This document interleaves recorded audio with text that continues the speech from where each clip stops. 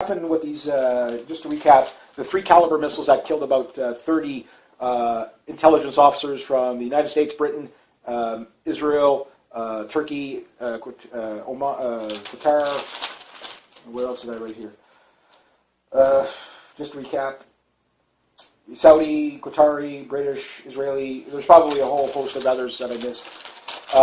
3 caliber missiles from the Caspian Sea, which is a good distance away, directly took out these intelligence officers, is what the rumor is. The story just came out. It's not all over the news yet. I haven't seen it on the mainstream media yet, but maybe I will. And if that is the case, that is a direct attack from Russia to NATO. Now, this comes on the heels, once again, of the failure of the Syrian agreement, where, again, watch the last video so I don't have to keep going over it. But the Russians, I believe, have come to the conclusion, I agree with Paul Craig Roberts on this, that they realize that there is no negotiating with the United States to de-escalate a thermonuclear war, that they are really on that path. So the Russians are now probably in the throes of the switch of, we have to show the world, we have to get the world to revolt against the Anglo-American Empire. We have to get the world to revolt against NATO. We have to, like we saw in the 1980s. I mean, there's so many pop songs from the 1980s written about the devastation of nuclear war. You have to understand, my generation, Generation X, is the generation that was taught by the baby boomers to duck and cover. Yes, I had a teacher that taught me duck and cover. She was a baby boomer because they lived through the first Cold War. My generation saw the end of the first Cold War, or the dormant war, we would say. The Russia never really collapsed in the first Cold War. It didn't really collapse. The Soviet Union turned into the Russian Federation, yes. And of course, Gorbachev, and all that, yes, it collapsed. Then in comes Boris Yeltsin, who was a puppet for the United States. And then his predecessor, Vladimir Putin, actually became a Russian, drunkard Yeltsin, which the guy is still out there partying and playing Pokemon. I mean, you had to love Boris Yeltsin for the comedic factor, but you had to be kind of terrified that this drunk bastard might fall on the button and set it off. There was jokes about how Reagan's, might think he's setting off the alarm clock, senilely hit the red button and launch the nukes, that type of thing. Well, with Boris Yeltsin, it was, this guy was so drunk he might, accidentally launch. But then Putin comes along, who was supposed to be a U.S. puppet, but it didn't work out that way. He started to restore the Russian economy. Trust me, Russia is still in shambles. It will be in shambles for decades to come. But it's better than what it was. Putin did restore the GDP a lot. He's now built Russian nationalism to a feverish pitch. He has the highest rating amongst pretty much any world leader out there, including Justin Trudeau with his nice hair. Now, yes, Justin Trudeau has nicer hair than Putin's. He uses a better conditioner and shampoo. And yes, in the United Nations, Justin Trudeau is, you could see all the ladies there. Oh, he's so sweet. I love these Canadians. They're so nice. Oh, he's such a nice leader. But he is not a world stage leader. Putin is a world stage leader because he's doing the tough decisions right now. I can't imagine the stress Putin is under. You can imagine, this is Putin's kind of angry face. This is his stressed face. This is his happy face. The guy he doesn't waver. I never want to play poker against the guy. He does know how to play his hand. But he also understands the sign is nigh. Putin's warning last month, or a couple of weeks ago, 3 weeks ago, or whatever, I think spoke volumes. And the problem is the mainstream media will not air that. So it's only people in the alternative media that are watching that. But more importantly, it's most likely going to be the law enforcement, the military, the people in the Congress, the people who know what's going on. They're going to have to stop the brink of madness. So Putin has basically a very few cards left to play to avoid striking first. Russia will not strike first. The United States will strike Russia several times. They did it with the Syrian strikes where they took out the Syrian army. Guaranteed they killed Russian officers. There's no doubt about that because of the Russian response to this. Now, maybe this is just a rumor, but Sputnik News doesn't... they are pretty reliable for Cold War updates, so to speak. The problem we have, is this is a ball in the court of NATO, and it's a huge ball in the court of NATO. When 30 intelligence officers get killed by direct Russian intervention, this is directly firing at those guys. Why did Russia kill these intelligence officers? Why did they do this? Did they do this in a response to the Syrians? I don't think so. I think they did this in the response of the outcome from the airstrike that was done. Again, we had a whole bunch of NATO countries with the United States, including Australia, the UK, and Turkey, and I think a few others, that did the airstrikes on the Syrian army. Now, if they didn't kill any Russian officers there or not, it doesn't matter. This comes on the heels of the agreement where Russia was trying to force the United States into cooperating to help take out ISIS, to fight the terrorists, which the Russians are calling bluff here. Again, we're in the stage where Russia, all they have to do to make the U.S. look bad is tell the truth, saying, if you could just tell us who those moderate rebels are, we won't strike them. Problem is there are no moderate rebels. They're not all ISIS. There's like 1,100 jihadi factions in there, estimated. You know, it's made up of a whole bunch of mercenaries and whatever, and the batshit crazy and the willing participants of jihadis. As a proxy army to overthrow. That's what they're doing, is they're exposing regime change as a proxy army to overthrow Assad, which then shows the world stage that, no, the United States does not want to fight terrorism. They are supporting terrorism to overthrow, to do regime change. And U.S. foreign policy, one of the things about it is that it is not to allow another power to rise above that of the United States. So you'd say, how does that play out in Syria? Syria was nowhere near a threat to Israel or the United States. So why destabilize it? Well, Iran is a threat to Israel, which the longer it takes for them to get into Israel, and we already saw this. It was, whatchamacallem, was it Rumsfeld? Not Rumsfeld. The guy that says, yeah, we're going to take out 7 countries in 5 years. Openly admitted. And again, and all these things are an accident that we're seeing this now? No, this is the Greater Israel Project being worked out. Balkanize the Middle East so that nothing can challenge Israel's power. So all wars are bankers' wars, all wars are Israeli wars. But the problem is the biggest threats on the planet to the United States and NATO is Russia and China. There's no doubt about that. These are the main powers that can militarily outtake the others. So that's why they can't allow Russia or China to rise. Now, the stupidity is NAFTA built the Chinese military.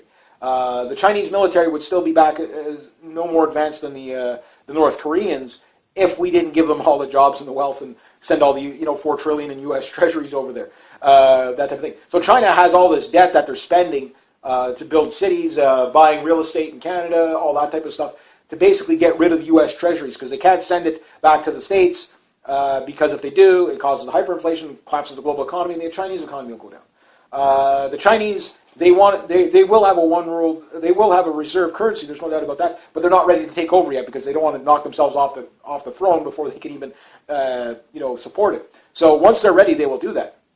So China is the economic threat to the United States and whatever, and the Anglo-American Empire, and Russia is the military. And combined, Russia and China they can take NATO. Russia has enough just to take NATO. That includes the United States. Join out with China, there's more than enough firepower between China and Russia to take NATO and the United States. I'm not saying they'll win, but they can take it on. They can defend themselves. And this is what a lot of this is about. You have to understand, Syria is a war against Russia and China. Nobody cared about Assad over these protests when McCain went in and started arming with the CIA and the State Department started arming the Free Syrian Army, which turned into Al-Qaeda, and then Al-Qaeda was too radical, so then they had to call them Al-Nusra, and Al-Nusra became too radical, and again, these guys always start out as the moderate Muslims. They've changed names like 10 times, ISIS, ISIL, IS, Daesh, they just keep changing the names. Syrian Democracy Army, I forget what, it's a new stupid one, and now Al-Sham, it's like, these groups, yes, they're spin-off groups, but they keep changing the name so they don't have to put them on the terrorist watch list. Why? Because that's a proxy army. And now the Russians are at this state where if this is 100% true, NATO has two options here. Russia has just striked 30 NATO intelligence officers. What is the response to Russia? Well, are we going to go to nuclear war over 30 people? I don't think so. But the Russian response to this is basically, you guys hit our guys, okay? It's not so much that they hit the Syrian army, it's why they hit the Syrian army. They hit the Syrian army to make sure that a coalition cannot possibly happen between Russia and the United States and NATO to take out ISIS. They have removed that off the stage. They've removed it. That's what the U.S. strikes were about, is to make sure. The reason why I'm saying this is because look at how it's playing out. Well, the Russians, they go to the United Nations, to say, look, this was a deliberate act on behalf of the United States. There's leaked intelligence already saying, yes, it was. Now, people in the throes of this, that are the intelligence officers, this is why you're having an inner battle between the CIA and the State Department. At some point, the hellhounds are going to take over and they're going to start knocking each other off. This is a stepping stone to the Stage 2 hellhounds, which we could see within months. Definitely might see within weeks after the Hillary Clinton wins the election, if they don't kill, if the the Rothschild Rockefeller system and Anglo-American Empire don't kill her first, because she's a linchpin again with the hellhounds coming out trying to put this lady in jail. They take her down. They take the grand chessboard down: Zbigniew Brzezinski, Kissinger, Soros, etc. Rothschilds, Rockefellers, Bushes, Blairs, Obamas, Clintons. They take them all down because it's the domino effect. So they may have to kill her to suspend the election. The other thing is this could ramp it up so that, oh my God, we're on the brink of thermonuclear war with Russia, therefore we have to, cancel the election, that type of thing. They will do whatever they have to do. There's a lot of agendas that can be spun off this. But the main one is the United States did it, and the NATO countries joined, including Australia, UK, etc., Turkey. I don't know if Canada was involved in this airstrike, but they took it out purposely to give the advantage not only to the Islamic State on the ground, or al-Sham, or whichever group was in the air, al-Nusra, to retake that area of Aleppo, but outside Aleppo. But the idea is that, again, it takes the negotiation of Russia and the United States fighting terrorism together, which Donald Trump was talking about. We're going to work with the Russians to get rid of ISIS, which means that kills the Greater Israel Project big time. And if Syria stabilizes, it will lead to the end of the petrodollar, because then they can't take out Iran. But then it also allows pipelines to be built. Turkey will have to fall before this happens. And I think Turkey will probably, the Russians will say, look, your country's going to die a horrible death if you go against us. We have all these guys on our side. Even the Saudis are thinking of working with the Russians. Yes, there's trust issues, but they understand we're dying here. The Turks, they've got a little further to fall, but it will only take the Russians to back the Kurds for a little while. And before you know it, all these ISIS guys are going to flee out of Syria, because the Syrian Arab army is going to kick their ass so bad, which they are, especially with the Russian air power. They're all going to start flooding back into Turkey and just running amok there. So if they don't want that problem, they have to work with Russia. If they work with Russia, Armenia is already on their side, meaning pipelines go from Russia to Armenia. They'll work out a deal with Azerbaijan, whatever, to stabilize so Armenia is not destabilized. And even though George Soros already tried that, it didn't work. There was like a 300 tank battle. Never made the mainstream news. I can't believe it. Like, this is a couple of months ago. 300 tanks. Even in Syria, you don't get a 300 tank and a couple of 1,000 guys on each side getting killed in a battle. That was a big battle. That was a big battle for two small countries, Armenia and Azerbaijan. Now the thing is if those pipelines go through Turkey, through Syria, through to Iran, negotiate with Pakistan, which I don't think is that. I mean, Pakistan would probably love to. Yes, they don't get along with India, but they would probably love to work out a pipeline deal with the Russians and ditch the United States. If they ditch the United States, that's it. That's it for the petrodollar in that region. The Libyans will definitely side with the Russians. There's no doubt about that. As soon as they can get the U.S. out of there, and that's what the people are fighting there. Now, some of the people fighting too, you have to look at it, and I agree with the X-22 report on this. Some of these guys are mercenaries. These are the guys like your al-Baghdadi, who's basically John McCain's best friend, ex-Mossad agent turned ISIS leader, al-Nusra leader, whatever, right? There's no such thing as an ex-Mossad agent. The Iraqis did an airstrike on. I do believe Iraq will turn on the United States. They're already kind of doing this. Even the ISIS guys, rebels, that so-called rebels that are the United States is supporting, is running U.S. troops out of their area, calling them Crusader pigs, whatever. And this comes on the heels. Again, we're arming the people we fight in the future. We keep doing this. And again, if you're a U.S. soldier and your buddy just got shot by a jihadi with an M16, you got to be pissed about that. You got to be really pissed about that. Because we can't shoot at these guys, but they're shooting at us. So it's only a matter of time before you see the third wave hellhounds break loose in the U.S., but I think they come on the heels of a Putin madman. So Putin hasn't played the madman. This is not a madman card. This is a statement. Statement is to NATO, look, we will respond force with force. This is what Paul Craig Roberts was talking about, and this is pretty much a force with force response. You just killed our guys, the Syrian guys, probably a bunch of intelligence guys too. We've killed the equal amount of your guys. This is such a terrifying, when you think about it, force with force escalation. Name me one time in the Cold War where you saw this. Look, submarines during the first Cold War, we're in the second Cold War, which is kind of a lukewarm war because it is a proxy war. It is a hot war, but it's a proxy war, so it's not direct. But right now, this was a direct, Russia just killed NATO people.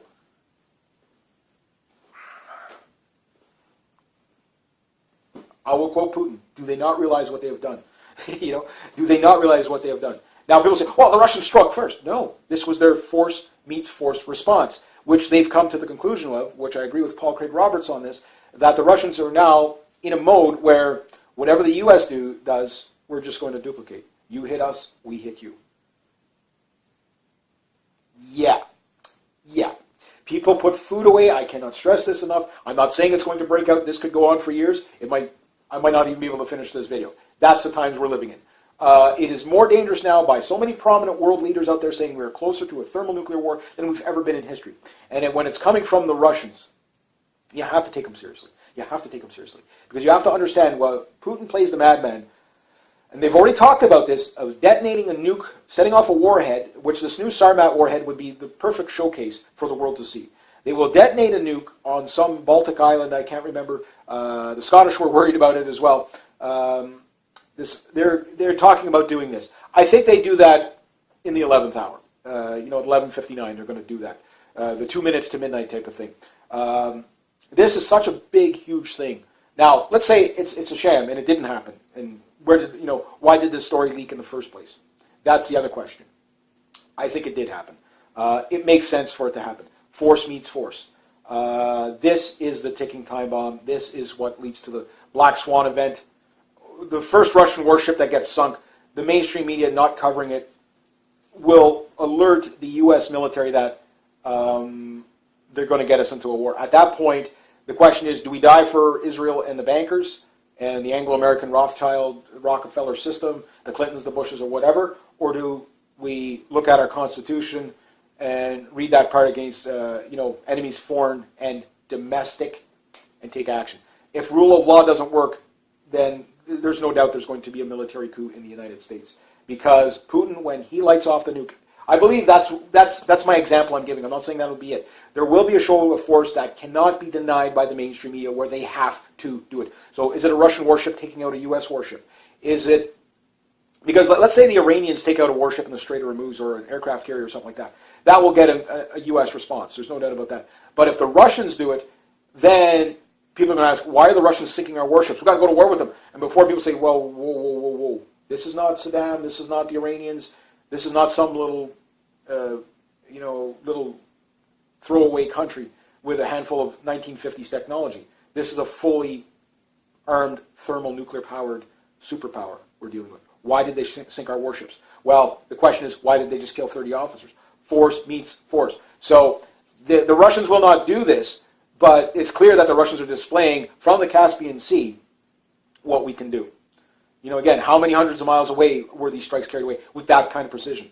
Now, that said, all the warships in the Caspian Sea are sitting ducks. All the warships in the Strait of Hormuz are sitting ducks.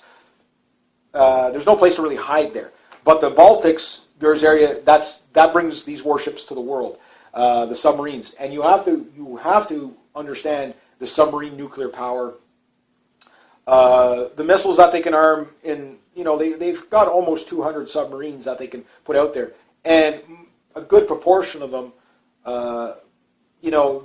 Just 3 of the 5 remaining Akula Typhoons. One of those things is a planet smasher, let alone all 5 of them. Add in the new Bori class submarine, even though the Typhoons aren't in service, they could have these things floating, and they could have these things in patrol very, very quickly.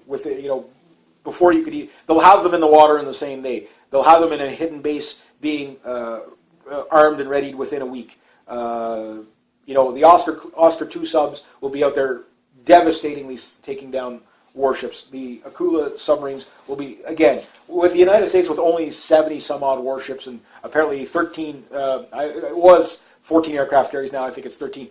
Again, what's in mothball, what's in service, whatever. But there is no chance for warships to survive. It's not like World War II where a flotilla is 10,000 ships long type of thing. You don't have that anymore. I think there was a total of like 30,000 warships in World War II. There's maybe 400 submarines, active duty submarines on the planet. Most of them are owned by North Korea, sure, but now there's probably closer to 1,400, not 400. If you add them all up, but active duty there's probably about 400 in service. But there's thousands of subs that could be out there. Now, North Korean subs are probably going to be easy to take out, but if you take out these frigates, the sub-hunters, electronic warfare ships, these 1950s submarines can take out commercial shipping, they could take out oil frigates, they wreak so much havoc that it becomes an air power war. And then with the air defense systems, it could get really bad. But Putin is now being put into a position where if we have to respond force with force, we have to give a few more warnings. The Russians are trying everything they can to stay out of the war. They've had lots of opportunity to get into war, but now they've come to the conclusion after this meeting that it's insolvent. And that the U.S.'s response to the Russians trying, no mind you, don't get me wrong, the Russians were trying to manipulate and blackmail the United States into a coalition against ISIS, which, okay, it helps out Assad. But again, for the people that are against Assad, you have to understand, oh yeah, but this guy uses chemical weapons against his people. There's no proof of it. Every time they find it's the moderate rebels that end up using the chemical weapons, and they're not even really, they're kind of concoctions. They're not really real chemical weapons. Assad destroyed his chemical weapons on the blunder of Kerry, remember? We've got to go back to some of my World War III updates. Don't be afraid to go with the old ones. Some of the stuff I was talking back then, you see now. The chemical weapons were destroyed by Assad. They mixed them and destroyed them. And that was so that the United States, remember the United States started firing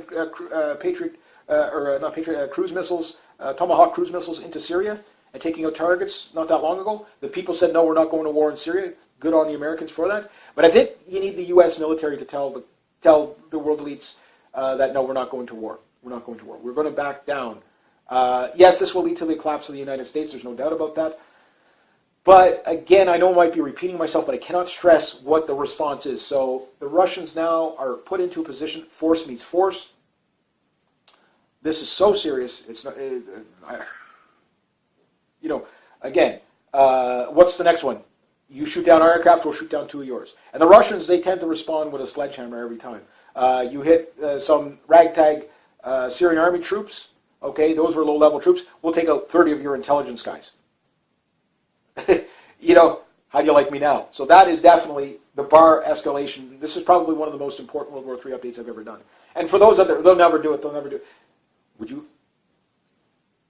I just said 3 specific caliber missiles accurately from the Caspian Sea killed 30 intelligence officers, NATO members. It's surreal. Like, you almost can't let it sink in because it's unfathomable what the escalation has just moved to. And again, as a response to that, if we cannot work with the Americans, they are the enemy. The Russians have they've changed their doctrine to say our number one enemy and number one threat is NATO. And it's these missile systems building up on their borders. They reserve the right to preemptively strike these things should their nation not be defendable anymore. The United States is pushing the Russians into a position where they can't defend themselves. While the build-up, there is no diplomacy. There is zero diplomacy from Washington. Washington wants war with Russia. There is nothing backing us down from that. Yes, Obama in front of the camera says he did that, but you have to look at what the State Department says. You have to look at what they're doing at NATO and the United Nations. You have to look at how they're dealing with Russia. They are not de-escalating. There is no, okay, well, if you pull back from here, we'll pull back from there. Again, why is American lives or Canadian lives or British lives or worth overthrowing Assad? Syria was a stable country. Iraq was a stable country. These wars are not only alive, but they're illegal. Even the United Nations hasn't given the United States the right to be. Nobody has the right to be in Syria other than the Russians. The Russians were invited by the Syrians. When you have John Kerry out there telling the Syrian army, no, Air Force, you can't fly over this area, this area, this area. That's their own sovereign country. If the Syrians were, if the Russians come up to the U.S. border and say, you can't fly in this area now because we're in this area, what do you think the American response is going to be? Again, but the Russians aren't doing that. Again, I'm not trying to demonize the American people. I think most Americans are awake of what's going on. But I have to stress how dangerous the U.S. government actually is. Would Donald Trump be safer? Possibly. And the Russians will test. They will test. They're going to test Donald Trump too. Why? The Russians are paranoid by nature. Can you really blame them? How many times has Russia been invaded? They're not going to let an Operation Barbarossa happen. And I stick to my guns on this, that Putin will play the madman, but the only thing that gets a full Russian response is an invasion of Russia. So meaning Turkey has to go through Armenia and go into Russia. But at that point, Russia's defending inside its border. The Ukrainians, when they fire into Russia, look, they're firing artillery into Russia all the time. And the Ukraine would not be destabilized. If you're Ukrainian, you're anti-Russian, I get that. The bad blood history. But you have to look at it. Your country would not be at a civil war if it wasn't for U.S. foreign policy. The idea, again, to get Russia tied up into another Afghanistan-type war. It's not working in Syria. It's not working in the Ukraine. And the Russians they're using these as training exercises, if you really look at it. So that, it's not even, they only have a handful of tanks in Syria. Look at the handful of aircraft in Syria. Look what they're able to do. They've spent less than $400 and some odd million in the whole Syrian campaign. How many trillions of dollars did Iraq and Afghanistan cost? You know what I mean? Like, the Russians they're not going to break their economy doing this. And even taking out their oil revenue isn't really working. The Russians, they can endure. They can take this out. They know the bigger prize is to let the United States collapse through just slow bleed out. The people will just revolt naturally, which also puts the United States in a more desperate situation. But it's clearly that the lunatics are completely out of the basement, and they must be exposed for who they are. These people are clearly, and some of them, are doing it for whatever reasons, but some of them, I think, are just such lunatics that they don't even realize the danger the world is in. Again, where's all the you got all these people protesting LGBTQ bathrooms. Where are the people protesting not to get us into a thermonuclear war? I think there's a bigger fish to fry here, you know what I mean? So when Putin plays the wild man, which I think we're building up to that, it will be something spectacular. It will be, I don't think they'll drop nukes in Syria to take out ISIS. That would be kind of pointless. They don't need to do that, but it will be something noticeable. In other words, another Kursk-style incident could be the Black Swan event, but it will come on the heels of a response to force meeting force. And that means what it means. If you take out their guys, they're going to take out your guys. Now, the Russians have always kind of had this mentality, but now they're acting on it. They've clearly acted on it. 3 days. Day one, Syrian army gets hit to collapse the peace talk agreements of Syria so that a coalition cannot form between the United States or NATO members to cooperatively take out ISIS, to take out the Assad's proxy army. And you have to understand, the Russians know that, well, we go to war now, we go to war later. If Syria falls, well, then they can take out Iran. After they take out Iran, they're going after Russia and China. You know what I mean? So force has to meet force.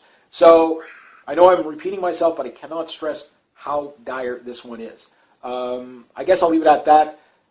Thank you guys for watching. Again, put food away. I'm not saying it's going to happen. I never say imminent or that type of thing. But this is a very 11th hour type of event. The fact that it got pulled off the internet makes me, that's kind of one of those things. The details were just too specific to be a hoax or made up. Again, coming from Sputnik News, that type of thing. This is definitely a statement from Russia's side. Yeah. Again, Russia has now just attacked NATO.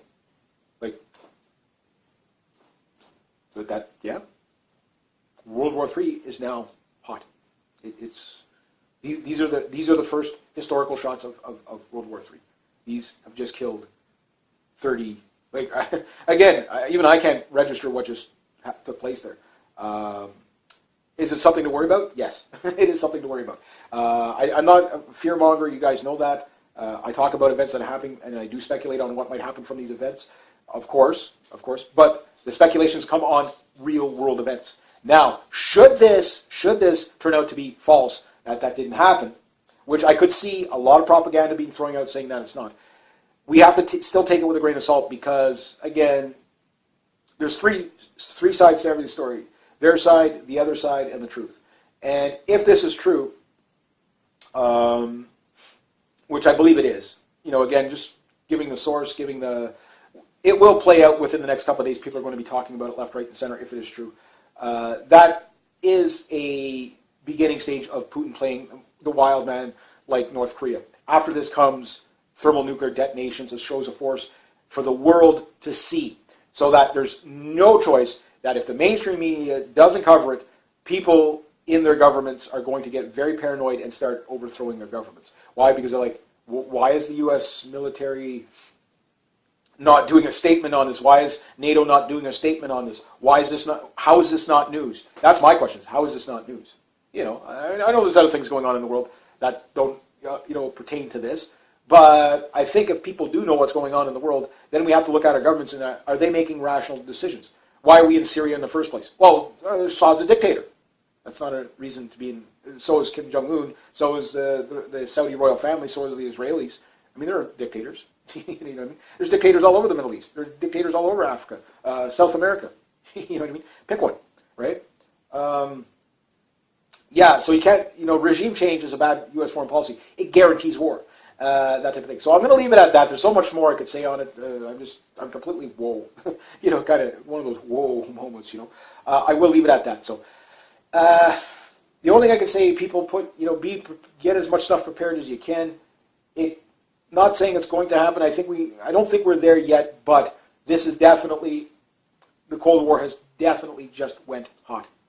There's no, this is not a, there's no abstract here. This is 30 Russian caliber missiles deliberately struck NATO generals, or intelligence. These are the opening shots of World War III, have just been fired. They've just been fired. Probably, to date, probably my most important World War III videos. And the sad part is, this is just the beginning. What is the U.S. response going to be? Again, this is a pissing contest that is just escalated beyond belief. I know I'm babbling now, but again, I can't stress how important that this is. It is more important than you think. And for those of you, no, they're not really going to launch. They're not that crazy. Yes, these people are that crazy. You have to listen to Samantha Powers, listen to Victoria Nuland, look at the Ukraine, look at what's happening in Syria, listen to John McCain, listen to Obama, listen to Kerry, listen to them all, Zbigniew Brzezinski. This guy froths at the mouth with the idea of doing a preemptive nuclear strike on Russia. Same with John McCain. These guys, we got to strike them. We got to, and John McCain talking about shooting down U.S. or Russian aircraft. Day later, Turkey shoots down, Russian aircraft. Coincidence? I think not. These people are batshit crazy. They don't deal with reality. They think they'll be safe in their bunkers, and they might be for a limited time, but that's where they die. Because the people that survived the thermonuclear war after watching their families die from radiation poisoning or whatever are going to hunt these people down. There's no doubt about that. But I think it is when Russia, when Putin plays the wild man, that will be the stepping stones to a U.S. military coup in the States. If the sign is nigh, if they don't restore rule of law, we are all going to die in a thermonuclear holocaust. I can't put it any simpler than that. They don't care about the little guy. This has nothing to do with patriotism. It has nothing to do with, my country's better than theirs, and that's the evil country. My country's the good country. No, humanity is on the brink because a handful of lunatics that got out of the basement. It's about as simple as you can put it. All right, so anyway, if you like this kind of content, please consider making donation channel links down below. Thank you so much to everybody who has. Next to that, rate, subscribe, share, comment, like. Keep an eye on all this stuff. Rate, subscribe, share, comment, like. Be true to yourself, be true to others. Always do the right thing, and have yourselves a great day. All right, so this is a supplement video because it's just what happened with these, just to recap, the 3 caliber missiles that killed about 30 intelligence officers from the United States, Britain, Israel, Turkey, Qatar. Where else did I write here? Just to recap. Saudi, Qatari, British, Israeli. There's probably a whole host of others that I missed. 3 caliber missiles from the Caspian Sea, which is a good distance away, directly took out these intelligence officers. Is what the rumor is. The story just came out. It's not all over the news yet. I haven't seen it on the mainstream media yet, but maybe I will. And if that is the case, that is a direct attack from Russia to NATO. Now, this comes on the heels, once again, of the failure of the Syrian agreement, where, again, watch the last video so I don't have to keep going over it. But the Russians, I believe, have come to the conclusion, I agree with Paul Craig Roberts on this, that they realize that there is no negotiating with the United States to de-escalate a thermonuclear war, that they are really on that path. So the Russians are now probably in the throes of the switch of we have to show the world, we have to get the world to revolt against the Anglo-American Empire. We have to get the world to revolt against NATO. We have to, like we saw in the 1980s. I mean, there's so many pop songs from the 1980s written about the devastation of nuclear war. You have to understand, my generation, Generation X, is the generation that was taught by the baby boomers to duck and cover. Yes, I had a teacher that taught me duck and cover. She was a baby boomer because they lived through the first Cold War. My generation saw the end of the first Cold War, or the dormant war, we would say. The Russia never really collapsed in the first Cold War. It didn't really collapse. The Soviet Union turned into the Russian Federation, yes. And of course, Gorbachev, and all that, yes, it collapsed. Then in comes Boris Yeltsin, who was a puppet for the United States. And then his predecessor, Vladimir Putin, actually became a Russian, drunkard Yeltsin, which the guy is still out there partying and playing Pokemon. I mean, you had to love Boris Yeltsin for the comedic factor, but you had to be kind of terrified that this drunk bastard might fall on the button and set it off. There was jokes about how Reagan's, might think he's setting off the alarm clock, senilely hit the red button and launch the nukes, that type of thing. Well, with Boris Yeltsin, this guy is so drunk he might, accidentally launch. But then Putin comes along, who was supposed to be a U.S. puppet, but it didn't work out that way. He started to restore the Russian economy. Trust me, Russia is still in shambles. It will be in shambles for decades to come. But it's better than what it was. Putin did restore the GDP a lot. He's now built Russian nationalism to a feverish pitch. He has the highest rating amongst pretty much any world leader out there, including Justin Trudeau with his nice hair. Now, yes, Justin Trudeau has nicer hair than Putin's. He uses a better conditioner and shampoo. And yes, in the United Nations, Justin Trudeau is, you can see all the ladies there. Oh, he's so sweet.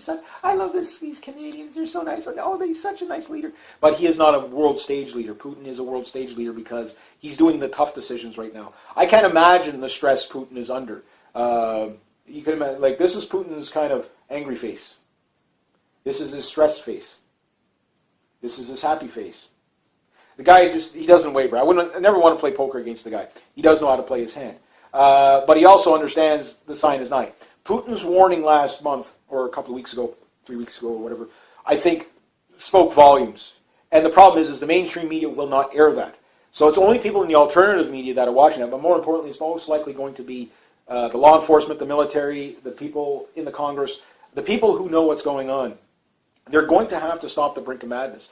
So Putin has basically a very few cards left to play to avoid striking first. Russia will not strike first. The United States will strike Russia several times.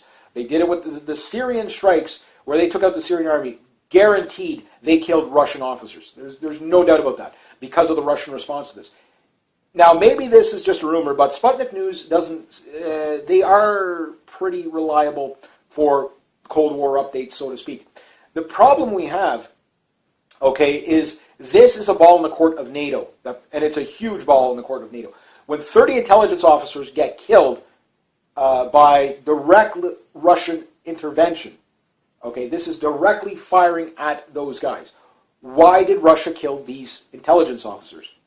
Why did they do this? Did they do this in a response to the Syrians? I don't think so. I think they did this in the response of the outcome